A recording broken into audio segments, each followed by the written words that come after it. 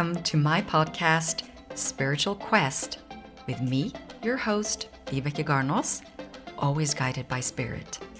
I am very excited to share my gift with you and empower you to embrace your gift. So if you define yourself as a spiritual human being, then you've come to the right place. So prepare yourself now for an amazing journey where your soul will lead the way. Whenever I felt stuck in life or questioning whether or not I'm on the right path, I always set aside time to go within and listen to my soul. I met my next guest after tuning in and allowing the guidance of spirit. Paul Williamson is a past life regression specialist with 34 years of experience. At age 18, he awakened to the concept of reincarnation, leading him out into the world. Born an Australian, Paul's spiritual quest led him out into the world, helping people to reconnect with their soul and to heal past trauma. Paul has written 10 books, and his latest book, Soul Stories, is a collection of past life stories and spiritual exploration with some of his clients.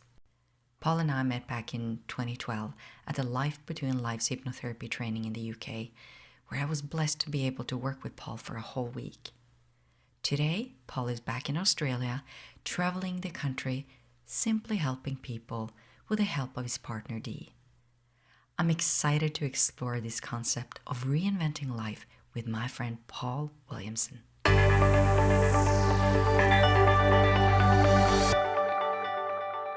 A warm welcome to you, Paul. Hello, Vibeke. It's a real pleasure, as always, to talk to you, and thank you very much for inviting me today. It's very good to be with you again.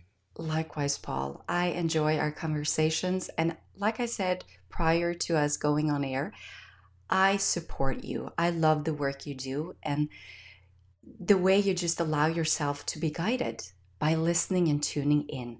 So I'm very excited to get to know your story more in depth.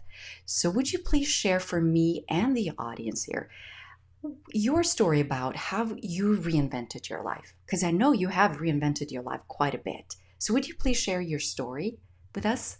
Oh, yes. I'm not sure that the term reinventing myself would be really how I would regard my life, really, because I feel the whole process of life is about tuning into yourself and becoming more who you are. And so it's not so much about your mind or your creativity inventing something new, but it's more about tuning into who you really are and allowing that to express itself. And I guess as we get older, as we go through different phases of our life, then there are different needs and different channels how we can express ourselves. And I'm more inclined to feel that this can happen naturally and also just by us tuning into our intuition about what we need to do and how we need to go forward. And certainly that can go through lots of transformations and changes, and we can be guided to meet all sorts of fascinating people, just like yourself, to me, as a fascinating person. Um, so all of that can happen. And I feel at the moment, if I can go on with this, we do seem to be going through a phase in our world at the moment where there's a lot of turmoil and where things are particularly challenging right across the globe in very different ways in different places. But it's quite unsettling, I feel, for a lot of people. So at the moment in my life, I'm choosing quite a simple path. I'm traveling in Australia in different places and working still as much as I ever did, and also writing. But I feel, really for me to be in my center, just to deal with whatever's coming at me and what's going on around me, is the best I can do at the moment. Thank you for sharing that. And I do appreciate you saying that the reinvention of life, it's how you it's a perspective, I guess, from a mind point of view. When you live from the soul, like you're expressing now, it's being authentic, like you said. It's peeling the layers, I guess, that made us forget about who we truly are, and to unfold again and to really embrace our true nature, if you wish. And you just said that you're working more than ever, or in some way or not. You're saying you have a lot of clients. And I just wonder if you could share a little bit if you've seen any difference between the interest in the soul work, if you wish, prior to these last 2 years. Do you see a shift? Do you see a transformation in humanity? What is your experience of that? Well, it's certainly been a very disruptive time with the pandemic going on around the globe. Um, and there does seem to have been a tendency for people to become more introverted, a lot of people during this time, certainly in Australia, but I've perceived it happening in other countries from people that I'm in contact with. So a lot of struggle as well, how to cope and deal with that. So yes, I feel with that there has been a tendency in those people that are open to it to really dig deeper, and we have to dig deeper just to find meaning and the sense of finding purpose, and finding the energy to really devote ourselves to that purpose, even though the conditions might be difficult. I feel that is going on a lot in the world. And I feel it's also something where it's it's a time where people are needing to summon their strength inside them to be true to themselves. There's a lot of people that are behaving like sheep, and sort of just going off to one scheme of thought or reality or things they see on the internet, all sorts of other things, which just follow a pathway where they're just being like others. But that, I feel, doesn't go very far. And I feel what's more important for people is to tune into who they are as an individual soul. So it's a time, on the one hand, where I feel we need to claim our individuality of who we truly are from our hearts. And on the other side, it feels to me to be a time where we are needing to find a sense of community, on our planet again. I feel that's been in many places lost. I feel that very much in Australia, that there's been a very strong fragmentation of people, feeling a sense of being together, and especially, in localities. And yeah, I do feel that there is starting to be movements towards strengthening that again, which I feel would be very helpful for, humanity indeed. That's my thoughts. Um, I'm thinking about Ukraine and Russia and what's going on in Europe now with the war, and coming out of a pandemic where we've had to meet some difficult times, and people have had to tune inwards in a more profound way. We've been secluded. We've had to be adjusting to new ways of living, um, and now the war. From a soul perspective, Paul, what do you think this is now? Why is this happening now? If you could tune into your soul and kind of bring us your perspective on that. Well, my own opinion does seem to be that it wasn't necessary to have this war. I feel that it has been a free will decision made by Putin and I don't know who else. So I don't think it needed to happen.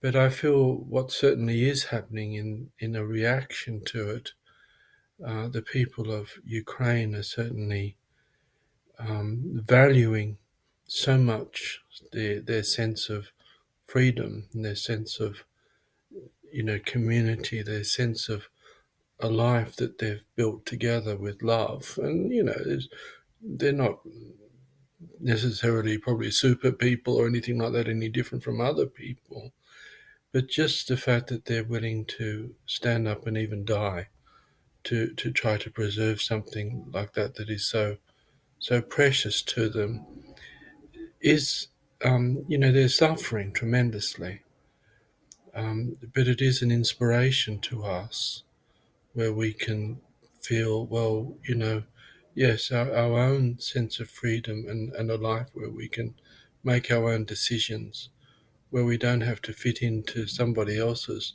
model of living, but where we can find our own and live that from our hearts and share that with love with each other, then that's something, that's something precious that we can gain through being witnesses to this. But I don't really feel that war is particularly helpful for humanity, and there's so much that's very difficult that just saddens my heart with what is going on through this war. That yes, I'm rather on the side that just hoping that it can find some kind of graceful way to end quickly, so less people will suffer. So I don't know. That's not very esoteric or anything, but it's just my human view on the whole thing, really. Thinking about us being souls having a human experience, I think for me, looking at what's going on in the world, it's really allowing me to listen inwards and to really listen with the wholeness of my being, just to find my path in this, because we are brothers and sisters here. We have chosen to be here at this time, and I believe that we are here to learn, and we're here to learn as individual but as a collective, to expand and to awaken, if you wish, to a higher frequency or higher vibration, the love vibration. So thinking about that, I just want to pull it into your book, Paul, because your latest book, Soul Stories, you've guided many people through to discover their soul journeys. And I want to read something to you, and let's discuss that after I've read it, if that's okay by you. I asked Spirit before tuning in here today with you what they wanted me to look at in this book. So I allowed myself to be guided, and this is what came to me. So let's see. It says, when we access knowledge about our soul, this can completely transform our life on earth. If we were already in harmony with our inner purpose, then gaining direct knowledge of our soul will enable us to undertake our tasks on earth more deeply and with greater certainty. If we have not been living true to our spiritual path, then what we learn about our soul can be quite shocking and disruptive to our outlook and beliefs, for it will be a wake-up call to assert our true self. Yes, well, that's good. That It's sounds that very sounds good. good. I love it, Paul. I love it. So please, would you tell me more? Go with it.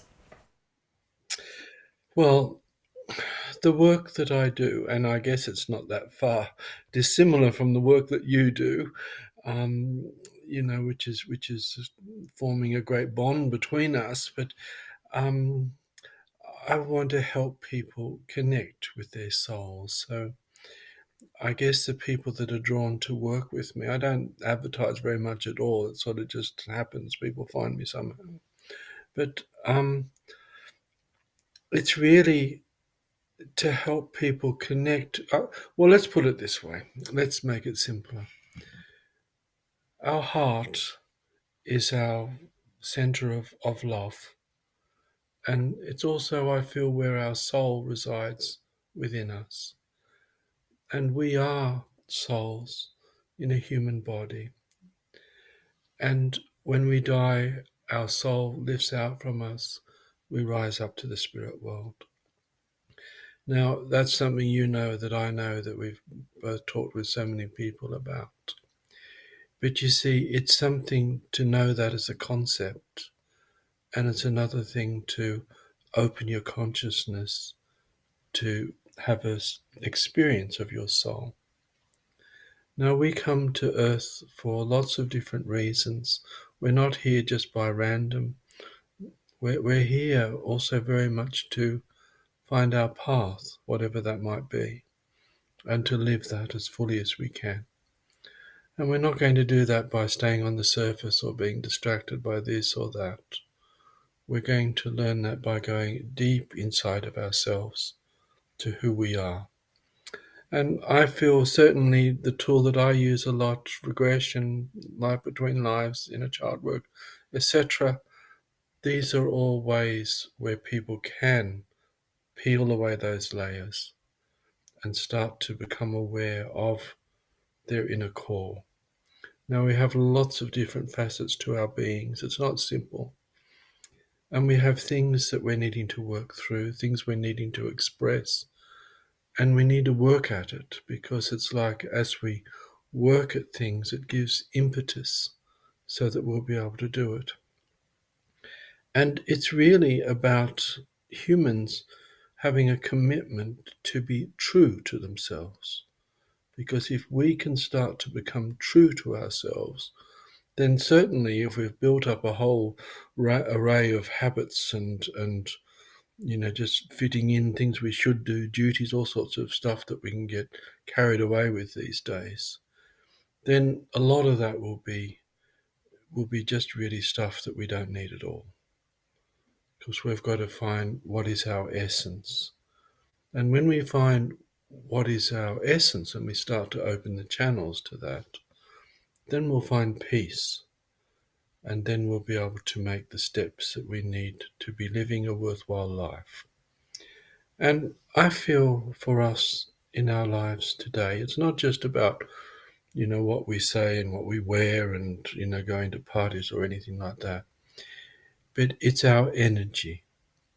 And when we connect with our soul, with who we are as a soul, then our energy begins to expand. And we all have our own note of who we are energetically. And so when we start to expand from our soul, that note will start to expand also our energy field. And we will attract those to us that, perhaps we can help, or that perhaps there's something that we can offer that will help them connect with their soul a little more as well. And so it goes on. Of course, if we're not connected with our soul, those that we attract around us will be probably just those that, we want to have that, think or feel similarly to us, have a similar ideology or whatever there, and you just continue to be in the mass consciousness, which is really a bit of a mess. And I feel unless people do start connecting more fully with their inner truth, with their soul, this whole planet is going to get more and more into a mess.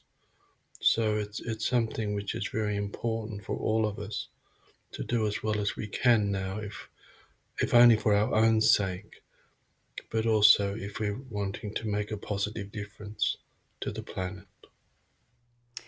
I agree with you, Paul. And like I said, starting this interview, I tuned inwards and listened to the guidance of my spirit, and that led me to meet you. And when I met you, we talked about this on an earlier podcast, but I just want to revisit it because I think it's such an important thing. Like you said, community is important. And when you allow yourself to open your heart space and to meet people, and by allowing yourself to be guided by your spirit, then you have these soul meetings. And I really felt that when I met you, it was a soul to soul connection. and working with you. And I remember you told me that as well during our first sit down with the trainers, where you said we had to pick who we were going to work with. And you kind of already had picked me out, and I already had picked you out, because it was something, there was a connection. And having that opportunity of, or giving yourself that opportunity, open yourself up and to allow people to come into your life, like you so wonderfully explained it, that's when the magic happens. I believe, I call it magic. When people meet soul to soul, to me, that's magical. And that kind of, it lifts your spirit, if you wish, and it gives so much hope. And that love connection, which is the connection soul to soul, like you said, it's, you believe it's in the heart. And I've really felt that heart connection with you. I was so comfortable. I was so, I don't know if I would say, in tune with your spirit somehow, that I would be listening, but not to the words you were describing or saying, but to everything about you, and being authentic and having our journeys, and working together. We had to revisit some of old pains, and that brought me into thinking about you taking me on that regression that we had to go through, where you were able to assist me in letting go of past life trauma. So let's look at that, because I know there's a lot of people, I've spoken to a lot of people who find that too last year, the pandemic, people have lost people they love. People are still, some are still very ill. So there's a lot of things going on in the world now, which is traumatic for many people. And you work with trauma, and I've been blessed, like I said, to work, and you assisted me on doing that. So what could you say, what advice or perspective do you have on how can we move away now, so we don't carry that energy, that low traumatic energy, with us into the future and what we create? What can we do? Do you have any suggestions? Oh, yes, you said a lot just in that just now, Rebecca. Um, but I think around the pandemic, and yes, I know that there's kind of like the long COVID as well as the the loss of loved ones, which is really very very tragic and difficult. Um, but yes, a lot of people that come to me have lost loved ones, and it can be very difficult because we would have felt so bonded to those ones that we loved so much, and when they die, then and the circumstances might not be easy as well. It's something which it is very hard to cope with that, um, and it's a situation where you miss the physicalness of the connection. But sometimes it is also then important to know that your loved one is in spirit, that their soul is alive and awake, and with love, and they're okay in the spirit world. And it's certainly one of the strands of my work, which I'm sure you do as well, where it's possible to help people go on a guided inner journey where they can meet their loved ones directly, and be able to feel that love, and know that they're, they haven't lost them, that love is eternal. And that's something which has its blessing for us in being able to connect with that, and also just for us to open to our own soul as well, the connection with the spirit world, which can be also very very comforting, but also something which will help us to connect more truly with who we are. But you see, it's still a challenge because people can make that connection with their loved one in spirit, but then um, coming back down to be human again. It can be because we're living in such a challenging world. It's still a challenge not to say, oh no, I don't want to be here. I just want to I want to be up there with my loved one, or I just have had enough, when the suffering is so much. But we need to realize that, we are here for a purpose. And while we continue to breathe, it is, something where we need to live this life and live it as well as we possibly can. And we might not always believe that. But when we go deep into ourselves and we ask ourselves about that, there will be reasons that we need to be here. It might not all be about us, it might be something about others as well as ourselves. But that's something, which is the challenge of this kind of situation. So I don't know if I don't think I got anywhere near answering all of that question that you said, but I It kind was beautiful, said Paul. Uh, it's a huge thing. I mean, I feel like when we talk about being souls in a human body, the topic is it's so large, it's huge. Just like our soul, we're so much more to who we think we are, and as well as this topic. So I think the best is to just go with the flow and just feel, say whatever comes from the heart. of. But I, Well, I mean, could I just interrupt?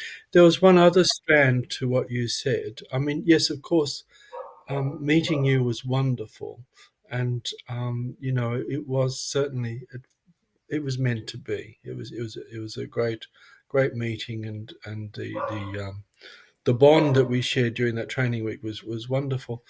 And it is something where our world is becoming smaller at the moment, and it's so easy to connect with people from other countries and what have you. And it was a real privilege for me a few years ago to be able to come and visit you in Norway, and just to witness firsthand the wonderful work that you're doing, and all the tremendous souls that are around you, and how you're helping to build a community where yourself and all those that you care about so much with this work, and your family as well, just how there is a building of love, and a sense of shared purpose together. And that's something really which is sort of just you know to witness that in another part of the world, and things that are going on. That's one of the blessings of our age at the moment, which I'm sure will get stronger as time goes on too. It's sort of like when you talk about Ukraine as well. It's like we're connecting with that so immediately. It's like what happens for someone in one part of the world affects everyone else. We're kind of tuning in to each other more and more. This is sort of like the inner connection of consciousness, which is growing in our humanity at the moment, and it's disconcerting because when you start to feel inwardly connected with this war going on there, it's we cannot help but also feel in ourselves the kind of suffering that some people are going through, and the aggression and all of the different things. So we have all of those aspects of humanity in us, and we've got to deal with that somehow. And we're human. We make mistakes. Sometimes we do better than others. Other times. So I think I've gone way off the track, but no, anyway. it's beautiful. Like I said, we're just allowing ourselves to have a heart to heart conversation. And back to soul stories. You've met some amazing people on your journey, and you've gathered some of their stories or transformational stories in your book. Is there any specific story? I know they're all unique and powerful, but is there any stories that kind of you feel more attuned with personally? Um, well, I'm not going to put any person's story above the others from that book, because there certainly could be some of them that will be watching this, and in fact, in my heart, I was very grateful for all of those 28 people who offered to tell their story, and I helped them. most of them anyway, to just bring it out and bring the dynamics out that were important for it. But yes, I mean, it's a nice book to read because it's in chunks and what have you.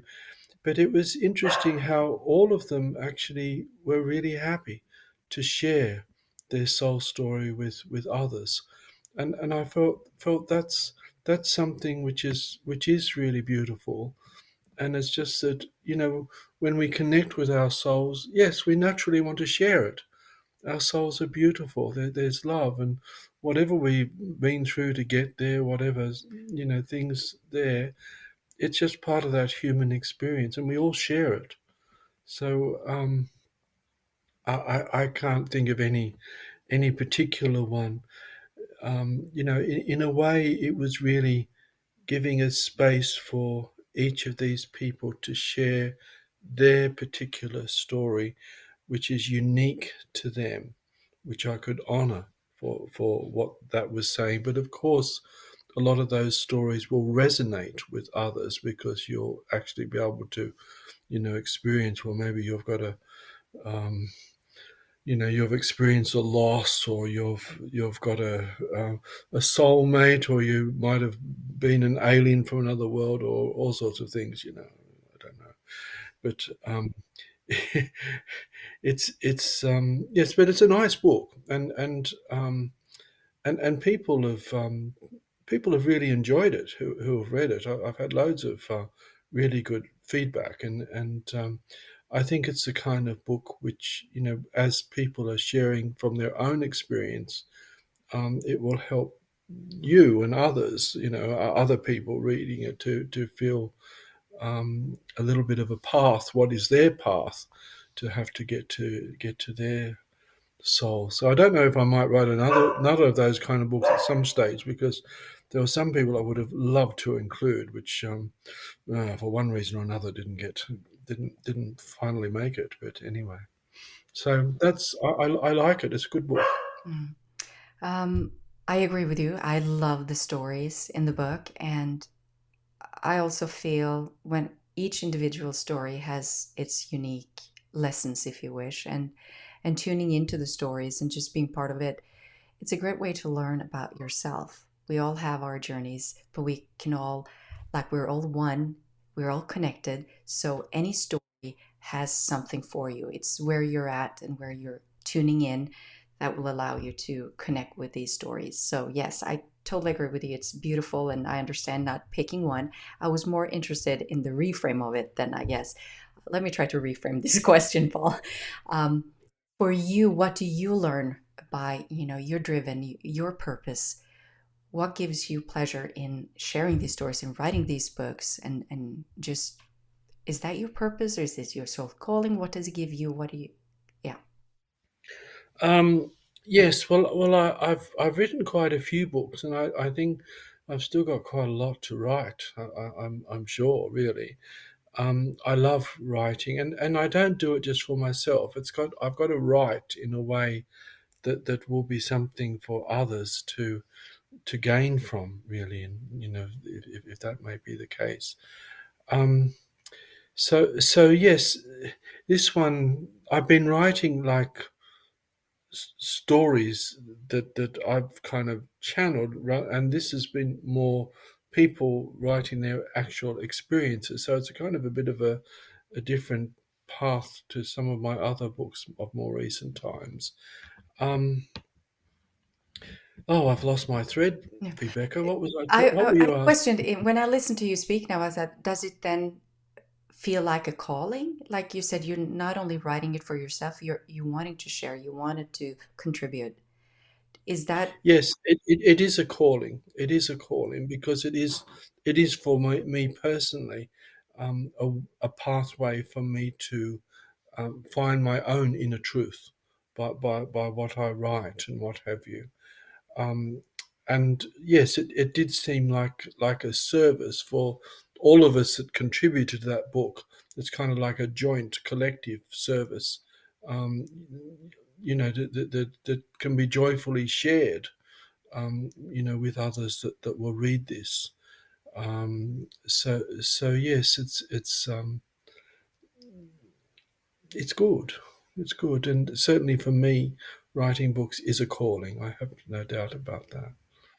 So I know there's a lot of people questioning what's the difference between a purpose and a calling.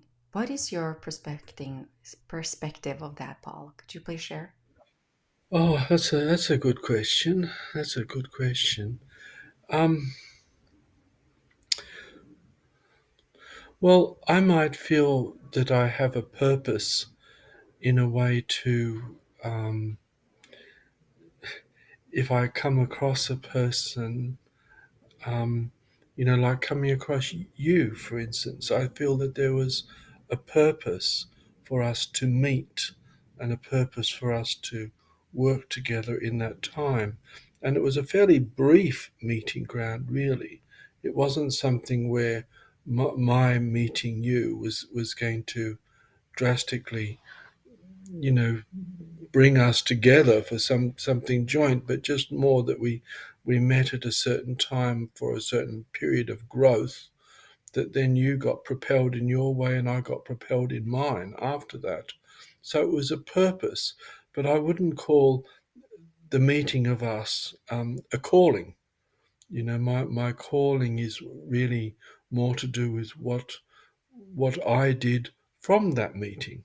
And for you, your calling was how you felt from that, from that time, which involved a lot of other things as well as meeting me. Has you've developed from one thing to another since then with what is your life now, which I feel the calling is something deep in our hearts, something we feel that we've got to do. It's something really coming from ourselves, and it's something bigger. A purpose can have lots of different strands to it. A calling is something like a life commitment, really, in a way. I don't know. That's just a thought that came to me. It's not something that I'd considered before, so I just let it come from me. I agree with you when you say that the calling, for me, the calling is something that's deep within my soul. And to be honest with myself, I prior to these 2 years, that's been kind of transformative for me. I've had to peel some more layers and realign myself with the new energies. And Can just, I ask you? Can yes, I ask you? Because I haven't been a lot in contact with you in these last 2 years. Has it been challenging for you? Have you had a difficult time with all of this going on?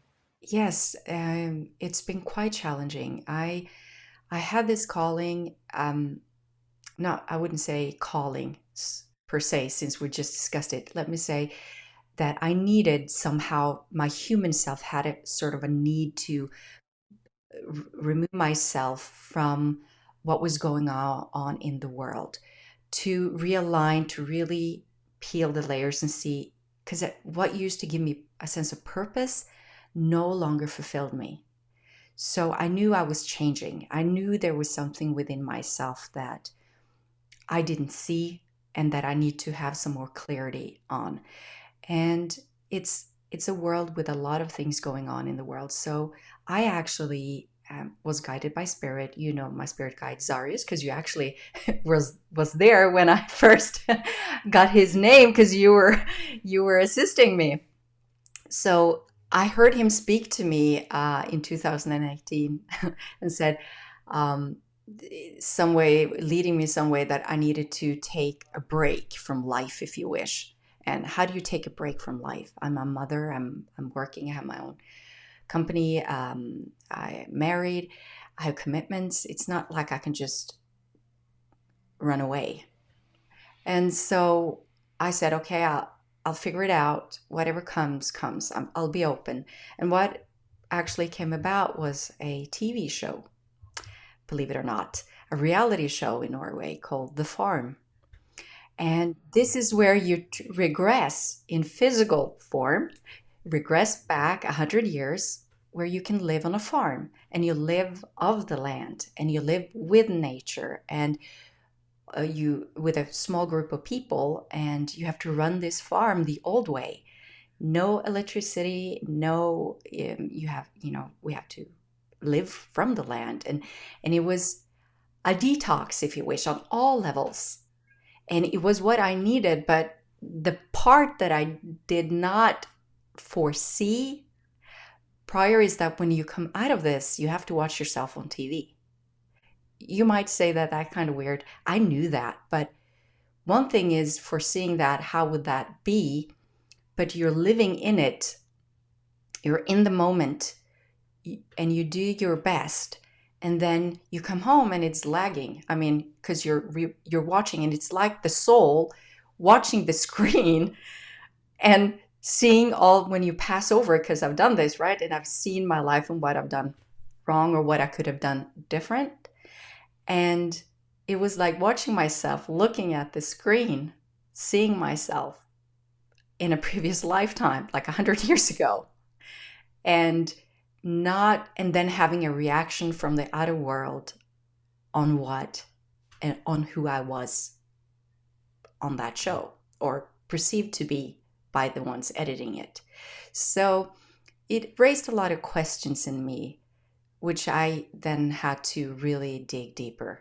So the 2 last years, I've been soul digging. I've been spending a lot of time quiet in stillness, and I've had to release some trauma that reappeared, some layers that I thought I'd been letting go of. I worked myself through. I saw new layers to them. So I had to really be patient with myself and to find a way to love myself that I hadn't loved myself prior to. The completely acceptance that I thought that I had of myself. So it's been, I thought, okay, so I'm 45. When this happened, I was like 44, 45. And I was like, okay, so I'm now in the midlife crisis. That's what I kind of said. It's my midlife crisis. I have to figure this out.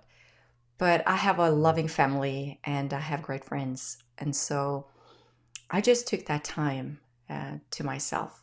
And I feel that was what, I guess, Spiritual Quest Season 2, the reinvention of life again, coming, I feel like I've been reborn in a sense, where I have this, I'm more clear that I can choose a new path, and a path that's more fulfilling for me at this juncture of my life, if you wish.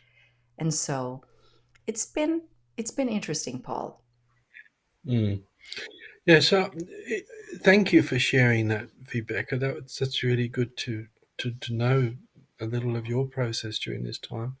Yeah, so I had a very, very interesting 6 months where I lived in the wild bush here in Australia, and I lived on this property there. And I can tell you that in the evenings there was this huge cacophony of sounds, which were the sounds of the wildlife and the bush. And there was absolutely no sound of of townships or cars or buildings, anything like that. I couldn't hear anything except the bush. And there was so much wildness where I lived during this time. And, of course, in Australia, you're also talking about snakes and ticks and spiders and all sorts of things which are maybe you wish they weren't there, or at least I did. But it was still something where I could sense how the wildlife, they had their own survival things going on, but it was like it all had its place and a sense of connection together, where, and in this special place, humanity had very little to do with it. And it was really, for me, just just so wonderful just to be in a place where I could experience life where, humans were not dominating. Humans were not putting themselves at the center of everything. but where there was this other mass of life going on. And I think that that's also something which the COVID brings to us, really, if we're awake to it, that we're not so, this whole thing about dominating over all life on this planet, it's not really something we need to do. It's a bit arrogant, really, and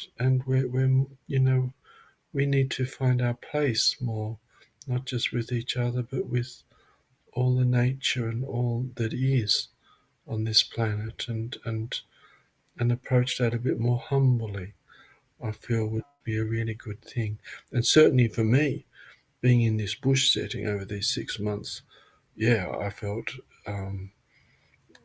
you know, it really cut me down to size in terms of my overall significance. But I loved the wildlife. I loved the lizards. I loved the colourful birds, and we gave them names, and the way they would behave. I loved the trees, and the ponds and the lakes, and the whole energy of the place. And you know, it didn't really feel like it was really a place for humans to be very much, really. So it was kind of, I was a bit of an intruder, I felt. But I What a miss it. gift. Yeah, what a I've had, gift that you were given to be able to yes, it hear that. was Yeah. it's a tremendous gift for me, yes. And I've had to leave there, but I really miss it. I really, really miss it. Well, thank you so much, Paul, for this wonderful hour with you. It's always soul enlightening. It's really comforting to speak with you again, and thank you for being here and sharing your story with us. Well, it's been a privilege, and thank you so much, Rebecca, for asking me. Really.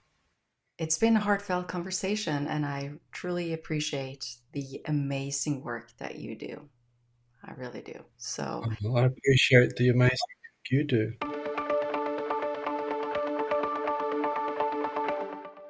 thank you for being here and sharing your story with us, Paul. It's been a heartfelt conversation, and I appreciate the amazing work you do. If you want to learn more about Paul and his book, Soul Stories, you'll find Paul's contact information in the episode summary. And remember to join the conversation by signing up for the Spiritual Quest Newsflash, where you'll have the opportunity to submit questions for my guests and join live events to receive guidance from Spirit.